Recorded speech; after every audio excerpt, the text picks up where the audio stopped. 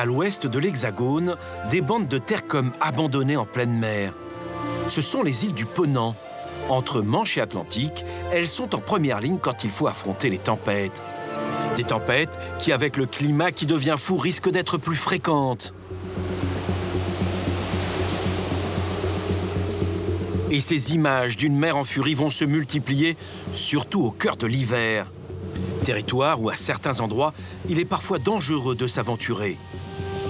Et des fois, quand c'est déchaîné, c'est vraiment l'enfer. À Ouessant, peu de gens osent s'approcher de ces vagues qui déferlent. Sur l'île de Sein, ils ne sont pas plus nombreux. Alors, cette image-là, elle est forte parce qu'on sent cette puissance de la nature qu'on ne peut pas maîtriser. Une nature qui peut semer la mort, comme en février 2010. Xynthia frappe la plupart des îles du Ponant. Les digues sont submergées. Xynthia fait partout des ravages. Quand Xynthia arrive, on a ces digues qui sont là, en très mauvais état. À partir du moment où les gens ne sont pas évacués, il faut les défendre. C'est comme une voiture, vous n'avez pas de choix. Si vous ne mettez pas les freins et les airbags, il ne faut surtout pas les laisser là. Renforcer tous les remparts face à la mer et rendre encore plus résilientes ces îles, voici l'obsession de tous ceux qui, sur la ligne de front, ont compris que le climat était bouleversé. Face aux éléments, l'île de Ré, Ouessant, Sein ou encore Noirmoutier sont les îles sentinelles, le poste avancé de la nature qui se déchaîne.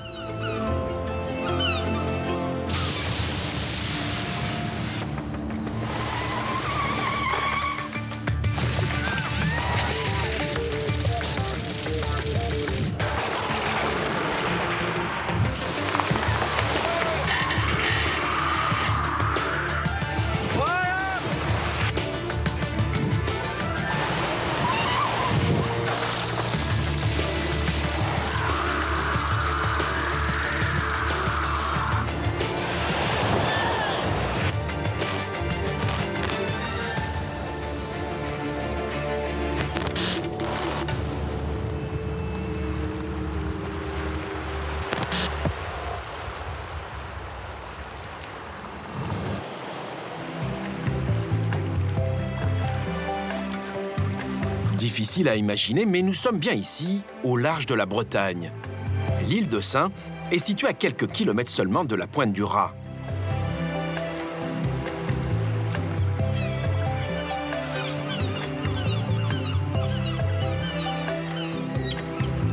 Nous sommes au cœur de l'hiver et Didier Marie-Le Bihan affectionne tout particulièrement cette période où il peut déambuler seul et prendre son temps. Un trésor à ses yeux. Sur les galets, sur ses rochers ou dans son atelier, l'artiste peintre qui signe ses toiles de 3 gouttes d'eau prend chaque jour conscience de la beauté, mais aussi de la fragilité de la planète.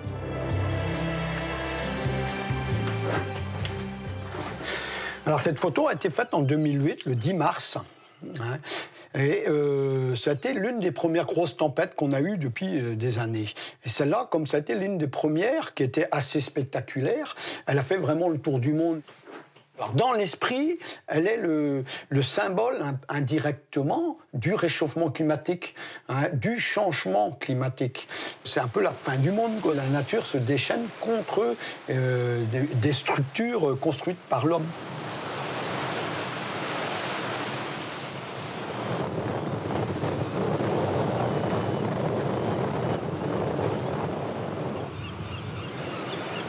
Il y a des tempêtes qui sont des lumières mais extraordinaires, d'autres sont très écrasées, c'est gris, c'est plat, c'est triste.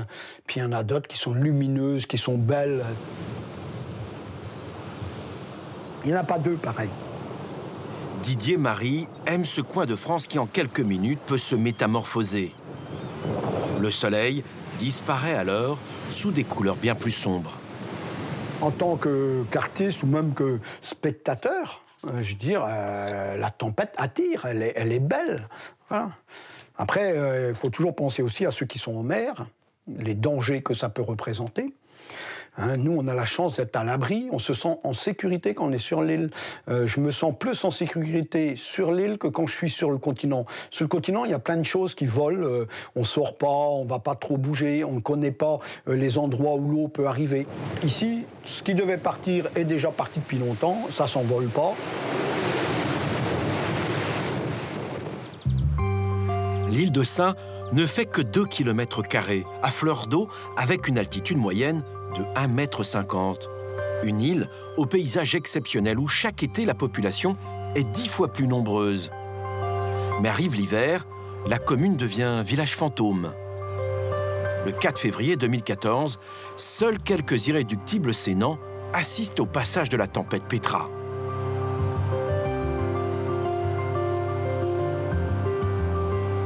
Didier Marie prend sa caméra et se rend en haut du phare, un belvédère idéal pour montrer la fureur de l'océan.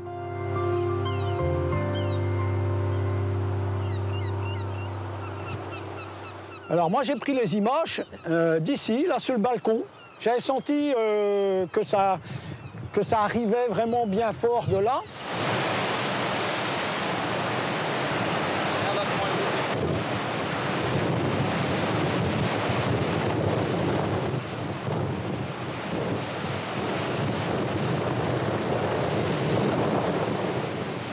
Hiver 2013-2014, une trentaine de tempêtes en l'espace de 3 mois. Il filme une vague, puis une autre. L'océan se déchaîne. Et le sac est rentré carrément dedans la gare maritime. Le sac de ciment. Attention.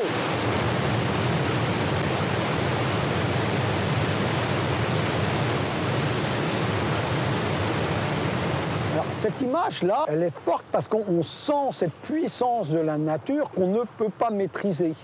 On ne peut que contempler et subir. Et c'est vrai que toute la côte française, à ce moment-là, en permanence, était assaillie par les tempêtes.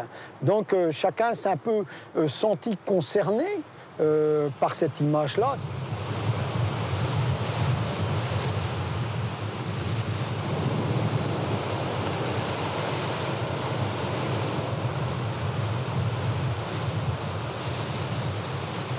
Didier Marie est un lanceur d'alerte qui prend tous les risques. Ce jour de grande marée et de tempête de tous les diables, il est sur la digue, face au phare. Après cette vague, sa caméra est hors service. C'est vrai, on pourrait me reprocher de montrer que des images catastrophes. Mais c'est un moyen en même temps de communication pour alerter, je veux dire, les gens qu'il y a un problème. Si on ne montre pas des images catastrophiques, les gens, ça ne leur parle pas. Mais ce problème, on peut le résoudre. Voilà, c'est une question de volonté. Il ne faut pas non plus se focaliser que sur l'île de Sein. Ailleurs, c'est pareil. Voilà, ailleurs, c'est pareil. Mais c'est plus spectaculaire ici, c'est vrai.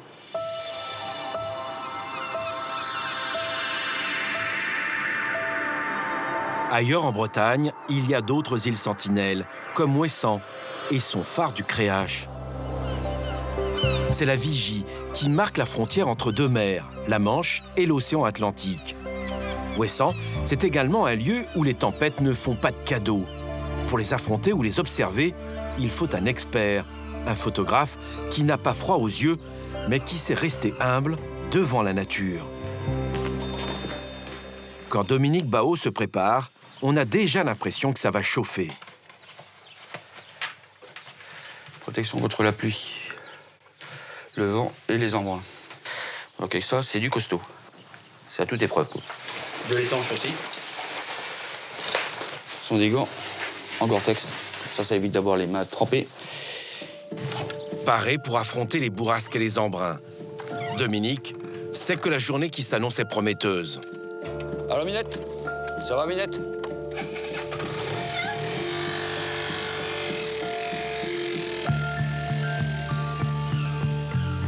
Coefficient de marée à plus de 100, vent orienté de nord-est, conditions idéales. Mais avant, il tient à nous emmener dans un coin perdu de l'île. Une île sauvage qui réserve bien des surprises.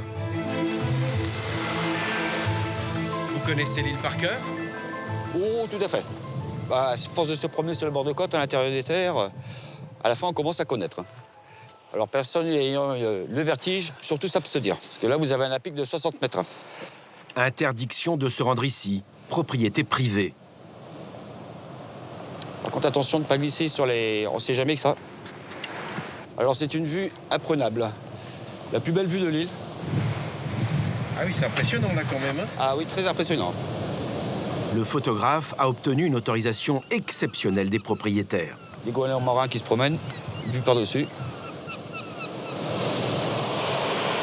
Là, les vagues qu'on peut avoir ici, ça peut les 15-20 mètres, sinon plus certaines.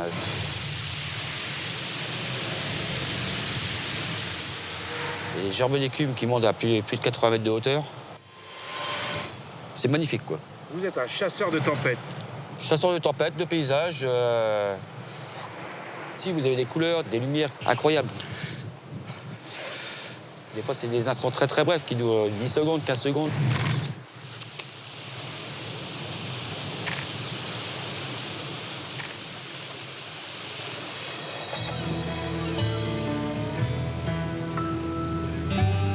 Des milliers de clichés réalisés un peu partout et en toute saison. Mais pour Dominique, Ouessant offre son meilleur profil l'hiver, lorsque les vagues sont les plus fortes.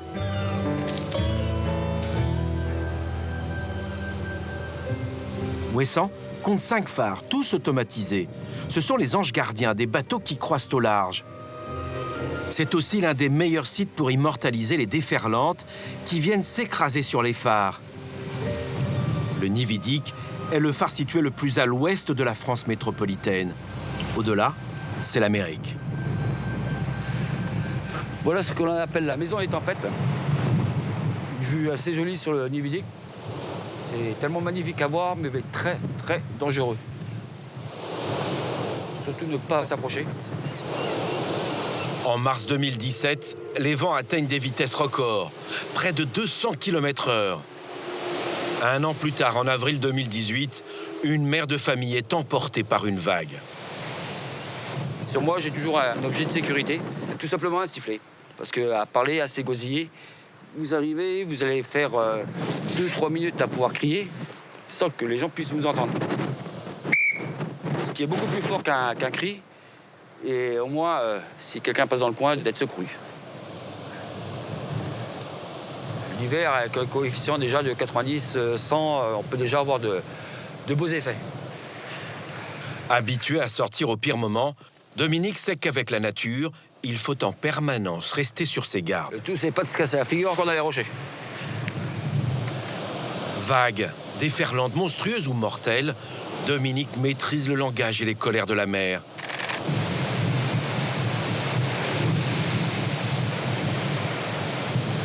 Il en connaît le rythme, le battement aléatoire.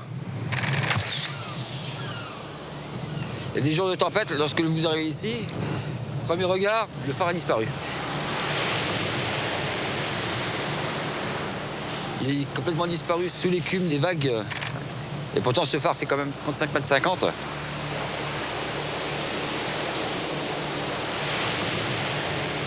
Parce qu'ici, vous avez une série de vagues classiques. Et une fois de temps en temps, vous avez une vague scélérate qui arrive. Celles-ci, elles sont vraiment énormes. Il faut avoir une vague qui va sortir, qui va faire 20-25 mètres et qui va sortir d'on ne sait où, qui va arriver on ne sait où. Elles ne sortent qu'au dernier moment.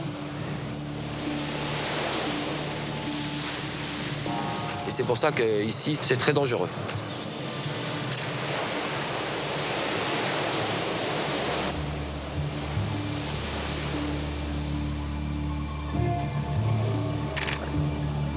Les ferries qui relient le continent à l'île d'Ouessant bravent parfois la tempête. Mais quand la mer est vraiment trop forte, la liaison est interrompue. Un jour de tempête ici, il ne faut jamais passer là. Parce que l'eau vient d'ici, passe par-dessus le pont, c'est un fétu de paille par rapport à la hauteur des vagues. Les vagues sont d'une force inimaginable. Pour vous donner une idée de la hauteur des vagues, cette roche que vous avez là, qui doit avoir entre 25 et 30 mètres, J'ai une vague, pendant une tempête, la crête de la vague arrivait au niveau du sommet de la roche. C'est énorme ici.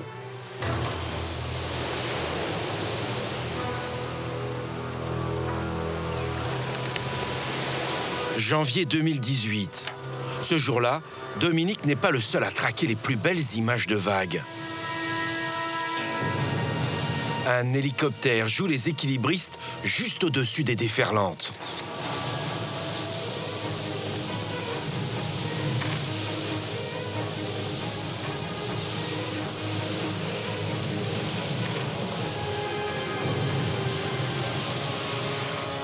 Pour Dominique, l'image est saisissante car elle montre une échelle de grandeur, celle d'un hélicoptère face à l'océan. Et des fois, quand c'est déchaîné, c'est vraiment l'enfer. C'est vraiment l'enfer. Comme lors de l'hiver 2020, où 5 tempêtes consécutives frappent Ouessant. Images impressionnantes. Dominique Baot fourmille de projets. À la retraite, il a ouvert une galerie où il vend désormais ses photos. Instantanés de mer déchaînés ou moments magiques. Le photographe attend ici le coucher du soleil. L'été dernier, il avait réussi à saisir le rayon vert.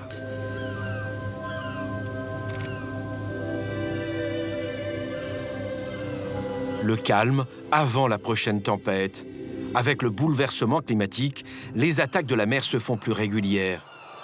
Dans les îles où l'habitat se concentre loin du littoral, les populations sont plus à l'abri des colères de la mer. Des colères dont il faut à tout prix se protéger. Sur l'île de Sein, c'est une préoccupation permanente. De 2008 à 2014, Jean-Pierre Kerlock était le maire. Une période qu'il ne peut oublier. Jusqu'à son dernier jour de mandat, il n'aura eu qu'une seule obsession, renforcer toutes les digues qui protègent les maisons du front de mer. Ici, à Sein, s'il n'y avait pas de digue, puisque le point culminant est à 9 mètres, 1,50 m de moyenne au-dessus du niveau de la mer, pas de digue, pas de possibilité de vivre sur cette île. Donc elle est très très vulnérable. J'ai toujours dit que l'île de Sein, c'était comme un diamant. Si le diamant n'est pas serti, il ne tient pas. Eh bien, l'île, c'est pareil. Si l'île n'est pas protégée par les digues, elle va être immergée par l'eau. Et à ce moment-là, tous les autres projets que vous avez entamés ne tiendront pas non plus. Avant chaque hiver, les ouvriers colmatent les brèches. Un travail de Sisyphe.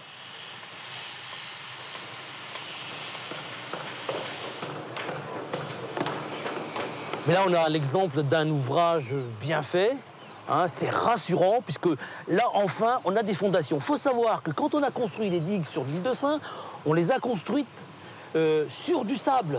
Elles n'avaient pas de fondation. Et c'est la raison pour laquelle, aujourd'hui, avec la mer qui monte et avec des tempêtes qui sont plus fréquentes, eh bien, elles résistent moins du fait que, effectivement, elles ne sont pas sur des bases solides. Les digues et l'île de Sein, une vieille histoire. Depuis des siècles, ce bout de terre est ballotté par les flots et la houle. En 1762, le duc d'Aiguillon offre aux habitants la possibilité de quitter l'île et de s'installer sur le continent. La population refuse en bloc. C'est à ce moment-là que les premiers ouvrages de défense sont construits. Ils ceinturent aujourd'hui l'île sur près de 2 km.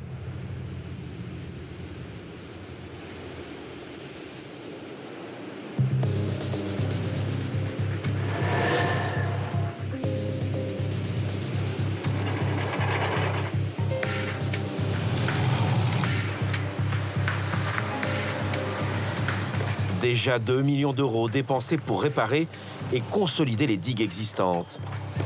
Et ce n'est pas fini. Quand l'océan se déchaîne, de nouvelles failles apparaissent.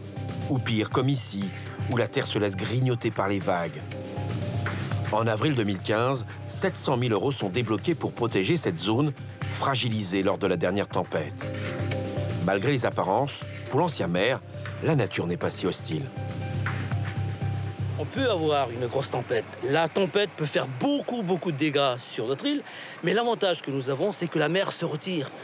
On a des marées hautes qui sont le point le plus dangereux, bien sûr, quand il y a une tempête, mais la marée s'en va. Et quand la marée s'en ira, même si les maisons devaient être envahies par la mer s'en ira aussi et la vie continuera.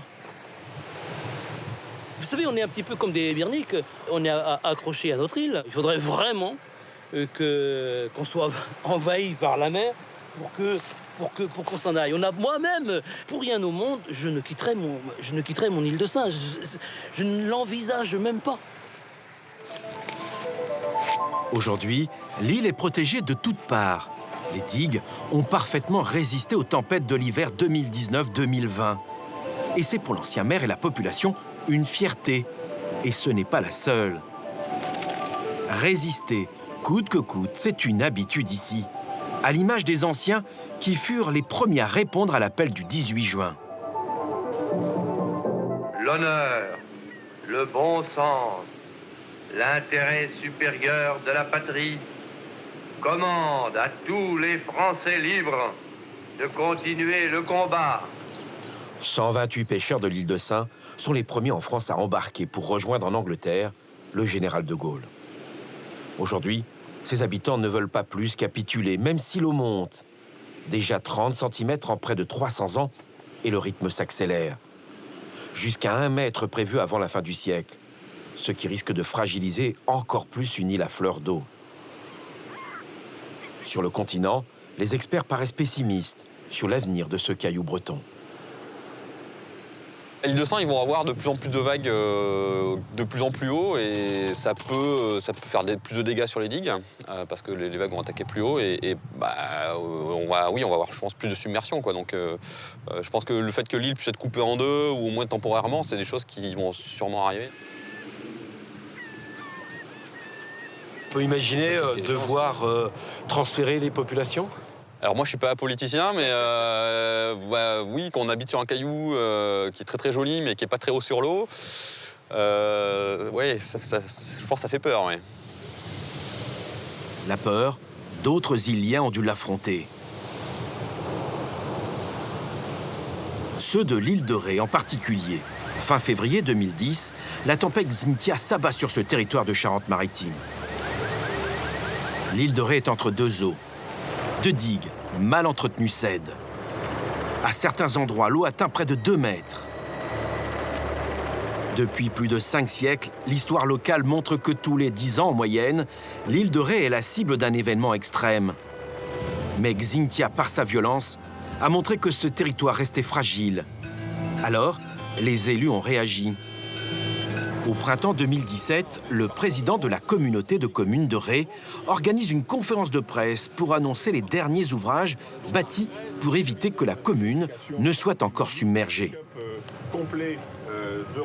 La flotte a maintenant une réalité de défense complète puisque de l'ensemble du départ de la flotte, sur le nord, plein ouest ou plein est, vous avez un dispositif complet.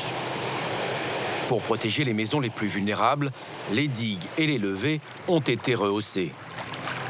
Cette année, le dispositif le plus important pour lutter contre les assauts de la mer, c'est cette porte flambant neuve. Elle est fermée ici pour la première fois. Un test grandeur nature devant les élus et les habitants. Une porte coulissante de 45 tonnes à 5 millions d'euros. C'est rassurant d'avoir une porte comme celle-ci. J'espère que la mer fera le tour. Ça serait dommage qu'elle passe au-dessus. Vous êtes rassuré avec cette porte ? Pas trop. Pourquoi ? Parce que j'ai connu des grosses tempêtes et des cyclones. Mes parents, mes grands-parents sont d'ici. Mais bon, peut-être que ça nous sécurisera. Faut croire, faut le croire. Vous habitez où ? La flotte, la place du marché. L'eau, poussée par des vents extrêmes et des vagues d'une rare intensité, s'infiltre jusqu'à la place du marché. C'est une porte anti-submersion qui est à déclencher en cas d'alerte rouge submersion et est à un niveau Cynthia plus 20. Toujours se rappeler qu'on a le niveau d'eau, on a le réchauffement climatique, c'est 1 mètre de plus. On a Cynthia qui est un événement climatique qui était bien au-dessus. Et nous, on a fait une protection comme pour toute l'île de Ré à Charente-Maritime. C'est les 70 millions de travaux qui ont été faits actuellement en Charente-Maritime et on va aller sur 150 millions d'un niveau Cynthia plus 20, c'est-à-dire face à l'événement et son avenir. Ça veut dire qu'aujourd'hui, si Cynthia revenait, il n'y aurait pas d'eau. À l'avenir, il n'y aura donc plus d'inondations à la flotte. L'engagement est fort. Il est à la hauteur des travaux entrepris par les autorités depuis le passage de la tempête Xynthia qui a redessiné les contours de ce territoire insulaire. La commune de la Flotte n'est pas la seule touchée. Saint-Clément-des-Baleines, Loing, Les Portes et la Couarde sont en partie inondés.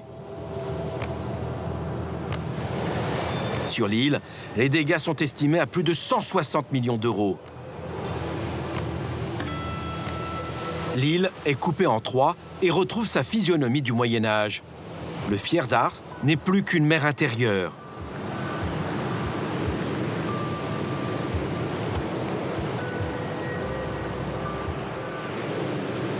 Pas un seul habitant ne peut oublier cette tempête qui, sur la façade atlantique, a fait 47 morts.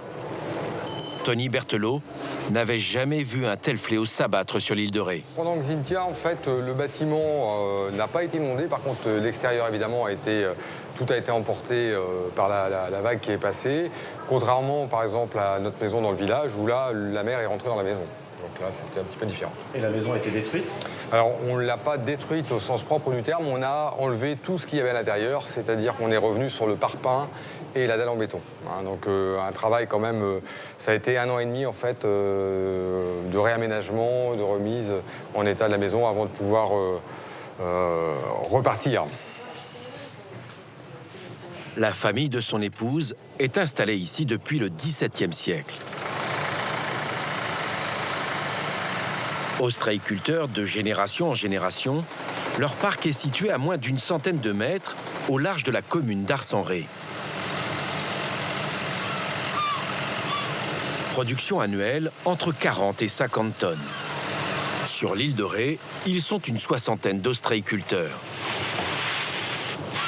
Certains ont vu leur exploitation complètement détruite par Xynthia. À Loing, certains sont même désespérés. C'est le cas d'Anne Roche-Schneider. J'ai plus de cabane ostricole, tout mon matériel est sous l'eau. Et bon, mes packs, on n'a pas pu les voir, mais ça doit pas être beau. Et bon, voilà. Vous ne pouvez plus travailler? Non, là, c'est fini. Là, je crois que je vais arrêter complètement. Parce que le moral, il n'y est plus du tout, là. Elle finira par jeter l'éponge. Tony Berthelot, lui, sait qu'il a eu de la chance cette fois-ci. Son établissement, situé également dans une zone submersible, a été épargné. Mais un jour ou l'autre, les vagues de l'océan peuvent détruire son exploitation. Il en est convaincu, la nature impose toujours ses règles.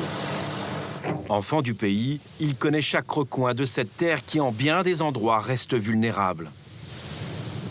Je vais vous emmener à un endroit assez exceptionnel. On va sur un petit belvédère sur le haut de la dune de la Couarde et vous allez comprendre immédiatement la situation de la commune et du village. Alors on est en étau, on est à la fois sur une dune qui a un risque, sur laquelle il y a un risque d'érosion, et puis de l'autre côté, donc des marais qui sont très très bas, qui peuvent être submergés. La zone qu'il nous montre ici est la plus étroite de l'île de Ré. Elle est en rouge sur la carte. Les digues de la Couarde, puis du Martré, érigées dans les années 30, semblent avoir subi un bombardement.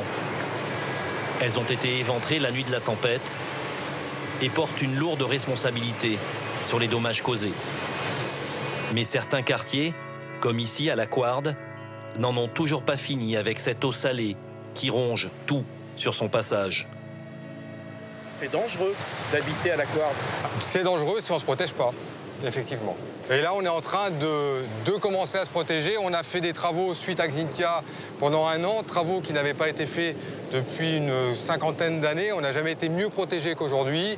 Il faut en tout cas faire des digues correctes et cohérentes pour protéger le village, chose que faisaient déjà nos grands-parents. Et il faut avoir la culture du risque en sachant qu'on est dans un territoire où ça peut arriver. Et donc, il faut le prévoir et l'anticiper. Anticiper, c'est le leitmotiv des autorités locales comme de l'État qui font tout pour éviter un nouveau drame. Les digues sont partout renforcées. Comme ici, à Saint-Clément-des-Baleines, la digue des Doros s'étend sur plus de 1600 mètres désormais. 3,50 m de haut, 120 tonnes de ferraille, 5000 mètres cubes de béton et 130 000 tonnes d'enrochement. Des chiffres qui montrent l'ambition de ce projet qui présente un investissement de 9 millions d'euros. Noël Quillet, le président de la communauté de communes, supervise ces travaux.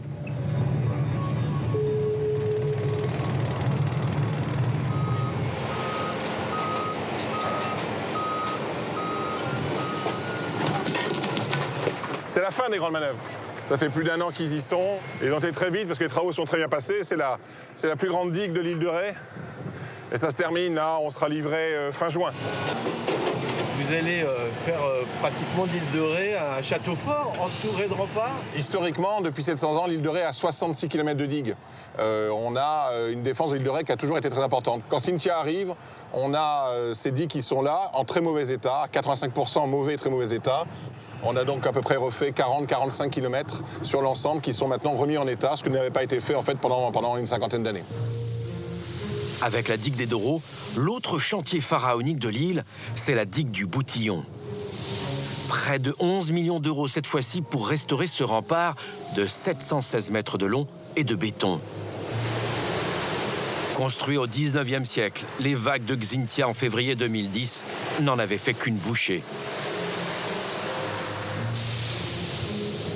Ailleurs, d'autres défenses, des enrochements le plus souvent.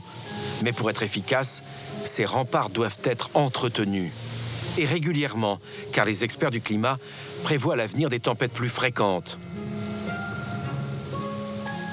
De surcroît, avec la hausse probable du niveau de la mer, 1 mètre d'ici à la fin du siècle, l'île devra s'adapter et relever encore la hauteur de toutes ces digues. Et ça, c'est un mal nécessaire aujourd'hui pour vous ? C'est ce que fait toute l'Europe actuellement et fait le monde entier. À partir du moment où les gens ne sont pas évacués, puisque le choix a été fait par l'État de dire bon, l'île de Ré, vous pouvez y vivre, il faut les défendre. C'est comme une voiture, vous n'avez pas de choix. Si vous ne mettez pas les freins et les airbags, il ne faut surtout pas les laisser là. Donc, où il y a repli stratégique, où il y a défense. Pas d'alternative. Une analyse partagée par les scientifiques, comme Éric Chemillon. Hydrogéologue à l'Université de La Rochelle, pour lui aussi, l'État doit faire des choix. La discussion par rapport à la protection du littoral, elle doit se placer dans ces termes suivants. C'est-à-dire qu'un patrimoine et qu'on veut absolument le protéger, là, on n'a pas d'autre choix que de construire des digues. Par contre, ce qu'il ne faudrait pas, c'est que sous prétexte de protéger un patrimoine, on continue le développement dans les zones très vulnérables, dans les zones basses en particulier. Là, vous voulez dire qu'il faut arrêter de construire quoi qu'il arrive. C'est-à-dire que moi, ça ne me semble pas raisonnable en tant que scientifique d'envisager qu'on continue à développer dans des zones basses, alors qu'on sait qu'aujourd'hui, beaucoup de ces zones basses sont quasiment au niveau de la mer, voire en dessous du niveau de la mer, et qu'il est prévu par l'ensemble de la communauté scientifique, il n'y a pas de débat là-dessus, que l'élévation du niveau de la mer s'accélère et va s'accélérer dans les décennies et les siècles à venir. Xynthia sonnait le tocsin.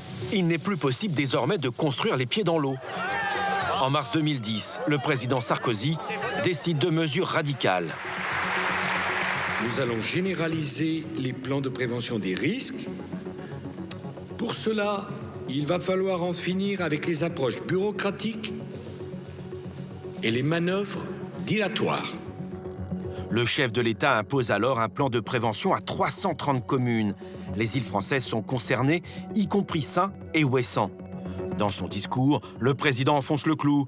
Chacun doit le comprendre. Là où il y a risque mortel, personne ne reviendra y habiter. Dans ces zones, il est indispensable que toutes les reconstructions et tous les aménagements soumis à permis de construire soient désormais interdits. Dans la foulée, des zones noires sont créées, une première en France. Ce sont des zones à haut risque où les maisons et toutes les infrastructures en dur doivent être détruites. Mais l'urgence n'est jamais bonne conseillère. Trop de précipitations et des décisions parfois aberrantes. Dans sa commune de Loire, on avait 63 maisons à détruire. dont le moulin Marais. C'est un moulin Marais, donc il y avait eu de l'eau pendant Cynthia, et elle était arasée. Et on a mis 1 an et demi pour la sortir, pour dire dans un moulin Marais, il y a de l'eau. J'ai mis du temps, 2 ministres quand même. Combien de maisons ont été détruites finalement? 6 maisons, c'est-à-dire en fait les maisons extérieures au village, puisque la plupart des autres maisons qui sont ici sont très très anciennes, et elles sont, je dirais, dans des risques qui étaient acceptables. Un peu plus loin, d'autres habitations ou des établissements inondés pendant que Xynthia figurent en zone noire, comme l'hôtel Atalante, installé les pieds dans l'eau. Il aurait dû être détruit. 7 ans plus tard, il est toujours là. Pour quelle raison? Nous avons sollicité la direction à plusieurs reprises. Elle se refuse à tout commentaire. L'hôtel Atalante est dans une zone vulnérable. Oui. Il n'a pas été détruit. Non. Pourquoi? Parce que ça coûtait trop cher à détruire pour l'État. Pour le démolir, l'État doit débourser environ 40 millions d'euros. Trop cher. Le gouvernement finit par baisser les bras. Le fonds Barnier, créé pour indemniser les victimes, n'est pas un puissant fonds. Alimenté par les primes d'assurance, il ne peut assumer de telles dépenses. C'est une affaire d'argent. Il y a eu un compte financier qui a été fait, c'est-à-dire qu'à un moment, l'État s'est engagé dans une position compliquée. Il n'est plus dans une réflexion de technique et de sécurité. Il revient dans une réflexion de finance ou de non-responsabilité. Et là, on commence à être dans les cohérents. Moi, j'ai milité pour qu'à certains moments, des choses soient rasées et qui n'ont pas été faites, alors que d'autres moments, d'autres ont été rasées qui n'auraient pas dû l'être. On voulait raser Moulin Marais, mais on ne rasait pas la Talente. Et c'est là que j'ai compris que c'était un peu la panique à tous les étages. En fait, la mer, le réchauffement climatique affole tout le monde et il y a très peu de sérénité. Et on nie le risque, en fait. C'est-à-dire on voit trop de risques, on n'en voit pas assez, mais on n'est jamais dans le risque réel. Les risques réels, les îles du Ponant les connaissent bien. À Noirmoutier, par exemple, où les terres sont situées aux 2/3 en dessous du niveau de la mer, on sait qu'une tempête peut s'abattre sur l'île n'importe quand en hiver. Les anciens se souviennent tous de la nuit de la Saint-Sylvestre, 1978. Ici même, au passage du Gois, qui permet à marée basse de se rendre sur l'île. Une brèche de 50 mètres entre la digue et le trou de Sébastopol inonde complètement la plaine agricole de Barbâtre.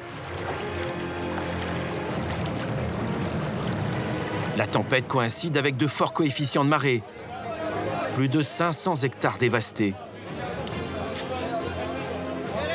Face à l'ampleur des dégâts, l'armée est appelée en renfort. Ce jour-là, un élu prend conscience de la fragilité des digues. Que les propriétaires soient des personnes individuelles ou que les propriétaires soient des associations de syndicats de propriétaires, il n'y a personne capable de supporter la charge financière de la réfection de ces digues. Depuis cette tempête dévastatrice, l'île a renforcé toutes ses protections. Mais les digues, en 2014, ont montré qu'elles restaient vulnérables, qu'elles n'étaient pas infaillibles.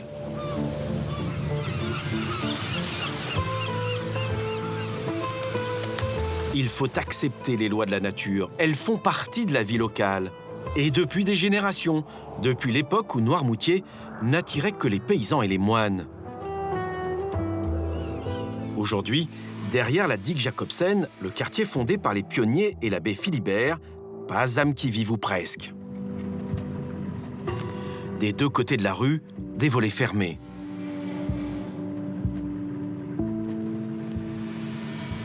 Nous sommes en plein hiver, ce sont des résidences secondaires. Louis Boutolot et Christophe Lonneau vivent ici à l'année. Et le tourisme, ils le savent, est une nécessité comme la protection de ce territoire des submersions marines. Là, vous protégez des résidences secondaires. Les gens viennent vivre ici 2 mois, quoi. Oui, tout à fait, mais voilà, ce quartier-là a toujours été protégé derrière la digue Jacobsen, donc... Ça vous gêne pas, vous, Louis, l'ancien? Ouais, qu'est-ce que vous voulez? Des gens du pays, je pense que maintenant, on va les compter sur les doigts de la main. Alors donc, c'est pour ça que ces gens-là n'ont pas l'habitude du risque de la mer. Nous, on l'a, mais les jeunes qui arrivent, ils l'ont pas. Et c'est vous les défendez aujourd'hui? Oui, mais c'est ce qu'il faudrait enseigner à ces gens-là. C'est pas de leur faire peur, c'est de leur dire, voilà, le risque existe, et voilà la façon de pouvoir le maîtriser, s'en défendre, quoi, c'est tout, comme nos anciens ont fait. Louis sait que la mer a toujours le dernier mot, qu'il faut sans cesse sensibiliser les propriétaires des villas secondaires et les touristes aux dangers liés aux submersions marines. Il faut être humble, dit-il, face à la puissance de la mer et faire comme les anciens qui, les premiers, ont monté des barricades, des murs, des digues ou des perrets. Ici, la communauté des communes ne lésine pas sur les moyens. Nous sommes à la Guérinière. C'est un ouvrage très ancien qui a 2 siècles, qui a été construit avec les pierres du site, des pierres calcaires qu'on trouve ici et que les anciens avaient tout simplement prélevées. Dans ce quartier, le Perret protège une centaine de villas. Ce site est sous surveillance, surtout à l'approche des tempêtes hivernales. Donc c'est bien là, Sophie, hein, il faudra aller vérifier. Faites bien attention à terrasser. Comme toutes les autres digues qui ceinturent l'île, ce Perret est régulièrement ausculté. La moindre brèche doit être colmatée. L'ouvrage fait combien à peu près de long? 1,7 km. 1,7 km de Perret. Donc on s'imagine voilà, l'importance que cet ouvrage a à protéger les zones urbaines qui sont situées sur la commune de la Guérinière. Mais là, on a l'impression que ce mur peut résister à tout. Il a un niveau de sécurité sur lequel on s'est calé, qui répond à des scénarios, des événements de tempête qu'on connaît. Maintenant, il faut être très clair. On fait des travaux de renforcement qui augmentent le niveau de sécurité. Il faut quand même rester humble par rapport à la mer. Il n'y a pas de risque zéro. Pour limiter les risques, il n'y a pas d'autre choix que de financer la surveillance permanente de ces ouvrages et leur restauration quand il le faut.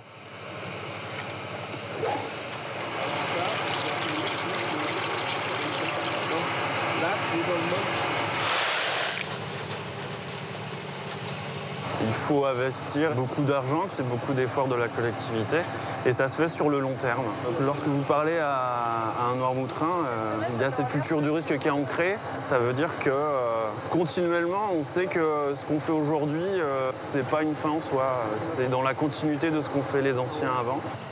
Ce sera poursuivi par les générations qui viendront après nous.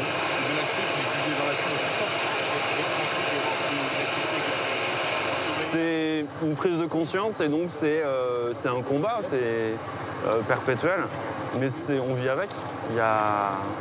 C'est la culture du risque. Aux Vieilles, une autre commune de l'île, pas de digue ou de perret. La population se protège comme elle peut.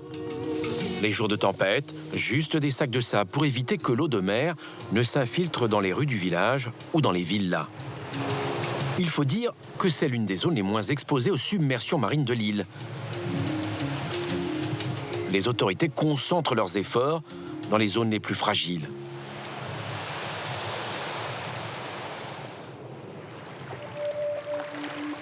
Sur les 62 km de côte, 24 sont protégés par des digues ou des perrets. Mais l'érosion menace également 28 km de cordons dunaires. La communauté des communes, qui comprend les 4 villes de l'île, consacre chaque année 40% de son budget à sa protection. C'est considérable. C'est comme si, dans votre maison, vous mettiez 40% de votre budget d'entretien de votre maison chaque année pour vos murs, par exemple, ou vos murs de clôture. Et ça, c'est impératif? Oui, c'est impératif, parce que la défense contre la mer, c'est un enjeu de chaque jour. Il faut surveiller, il faut aussi accompagner l'évolution climatique qu'on connaît a priori, puisqu'on nous promet entre 60 cm et 1 mètre d'eau d'élévation supplémentaire d'ici 2100. Donc il faut évidemment qu'on accompagne ce mouvement-là pour protéger notre population, pour protéger les biens et faire en sorte que l'île de Noirmoutier continue à être un lieu attractif et surtout attentif à son environnement. L'objectif, c'est de se préparer le mieux possible au risque. On ne sait pas quand est-ce qu'il surviendra, on ne sait pas s'il surviendra, mais on sait qu'on est sur un territoire qui est menacé, qui est exposé à la question du risque. Ça fait depuis le 8e siècle que l'île de Noirmoutier travaille sur ces sujets-là. Et on travaille à la fois d'une façon collective et à la fois d'une façon individuelle. Mais il y en a toujours pour passer entre les mailles du filet. Des propriétaires prêts à tout pour avoir une villa qui domine la mer, quitte à construire n'importe où. Témoin, cette propriété bâtie en 1996, soit 10 ans après la loi littorale qui interdit toute construction sur le cordon dunaire. Pour Marie-Thérèse, qui a créé l'association Vivre l'île 12 mois sur 12, cette construction est illégale et gâche le paysage. Elle aurait dû être détruite. Il aurait fallu que le maire demande au préfet de prendre un arrêté de destruction, ce qui n'a pas été fait. Pourquoi? Ben parce que le maire avait donné le permis, il ne voulait pas demander la destruction. Voilà. Il prétendait, lui, que c'était une zone constructible. Mais nous, on a fourni tous les plans et c'était bien une zone classée N. Naturelle. Jusque-là, Noirmoutier a toujours su se préserver de toute spéculation immobilière. Mais pour Marie-Thérèse, une telle violation de la loi littorale peut créer des précédents. Face à cette situation, le président de la communauté des communes de Noirmoutier paraît bien désemparé. Il y a des maisons construites sur des cordons dunaires. On a des maisons, effectivement. Construites après 86 et la loi littorale, en 95 par exemple. Oui, alors celles-ci, elles ont fait l'objet de procédures administratives et elles n'ont pas été... Elles sont toujours là. Ça, c'est la difficulté en France. Comme disait Pascal, le droit sans la force est impuissant, la force sans le droit est tyrannique. Et bien là, le droit sans la force est impuissant parce qu'il n'y a pas toujours les moyens mis à disposition pour l'exécution des... C'est pas acceptable. C'est un vrai sujet. Mais on a souvent des difficultés à faire appliquer la loi. Impossible d'interroger les représentants de l'État en Vendée. Ils n'ont pas pu nous recevoir. Pourtant, la villa est bien dans l'illégalité. Pourquoi a-t-elle laissé faire? Cette propriété n'est habitée qu'en été. Mais pourquoi est-elle protégée par ces enrochements? Pour Isabelle, ces pierres défigurent les lieux. Mais pas seulement. Elle est où la plage aujourd'hui? Et la plage est sous la roche. Ça, c'est une plage, c'est bien sûr. Tous les endroits où il y a aujourd'hui des enrochements, c'était autrefois des plages. Oui, oui. Les roches ont été mises pour empêcher le recul de la dune, mais on le voit bien là. La houle elle vient se casser sur la roche. Cette houle, en repartant, elle ramène le sable qu'elle a apporté, ce qui fait qu'on a effectivement du sable au large, mais là, on n'a plus de plage. De la plage des Élous, il ne reste à certains endroits que le nom et ses enrochements. Des tonnes et des tonnes de pierres pour éviter à la dune de s'écrouler. Derrière, il y a un établissement hôtelier qu'il faut protéger des tempêtes. 60 chambres avec vue sur mer et un accès très limité à la plage. Il y a eu tellement de travaux, il y a eu tellement d'argent investi dans la défense contre la mer qu'on se dit mais il n'y a plus de danger. Or, malheureusement, si. Et c'est vrai que le PPRL et Xintia ont rappelé ça, c'est qu'on est dans une zone à risque parce qu'on est en dessous du niveau de la mer et que quand la dune ou la digue lâche, eh bien, l'eau rentre. La nature, elle fait ce qu'elle veut. Et quand on nous dit que c'est pour arrêter la mer, c'est une erreur grossière parce que la mer, on ne l'arrête pas.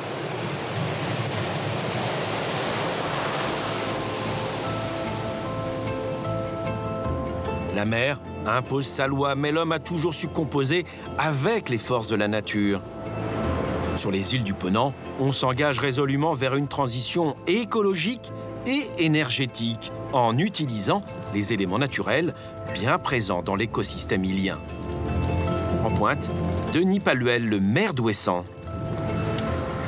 Il y a du zèf, hein, comme disent les Bretons. Ouais. Vous avez de l'énergie à revendre ici, hein? On va déjà la consommer nous-mêmes avant de la revendre. Là, vous allez utiliser quoi comme énergie ici, alors? Le vent, le courant et le soleil. On a fait déjà il y a plusieurs années des opérations d'aide aux gens pour changer leurs appareils de froid et prendre un frigo congélateur de classe A++. Et puis au niveau LED, on a changé tout l'éclairage public. Et on a fait aussi un gros programme de rénovation de l'habitat où les gens pouvaient avoir des aides. Ouessant est le dernier territoire français à avoir été électrifié.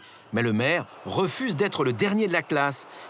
L'île sera donc la première à profiter des courants marins pour se chauffer ou s'éclairer, avec un projet très innovant, la mise en place d'une hydrolienne. C'est à travers ce câble en fait, que les électrons d'origine marine sont importés depuis l'hydrolienne, qui se trouve à 2 km grossièrement entre la côte et le phare de Quéréon que vous avez ici. Là. Alors, elle se trouve par 55 mètres de profondeur, il fait nuit noire au fond, et elle rencontre des courants qui peuvent monter jusqu'à 4 mètres secondes à peu près. C'est sans doute le deuxième courant, le deuxième gisement en tout cas de courants marins qu'on rencontre en France après le raz Blanchard. Le premier test a eu lieu en juin 2015. En apparence, le principe est simple. Le courant fait tourner les pales et produit de l'énergie qui est ensuite injectée dans le réseau. Pendant l'expérience, l'hydrolienne fournit 70 MW, soit 5% des besoins de l'île. À terme, son concepteur veut aller plus loin. Ce câble-là est dimensionné uniquement pour une machine D10. La machine D10, dans une production normative, on va dire, doit produire à peu près 10% du besoin de l'île. Le Front-Vert, c'est un potentiel d'environ 500 MW à peu près. C'est l'équivalent du besoin résidentiel du Finistère. Soit plus de 900 000 habitants dans le département. L'hydrolienne, que l'on voit ici lors des derniers essais en 2018, sera définitivement installée et opérationnelle en 2023. Elle devrait alors alimenter à hauteur de 70% l'île en énergie renouvelable. Un défi pour Ouessant, mais aussi pour toutes les îles du Ponant qui pourraient alors se présenter comme les meilleurs élèves français de la transition énergétique. Et pourquoi pas montrer la voie à d'autres îles en Europe et dans le monde. La révolution verte est en marche et elle démarre dans les îles du Ponant.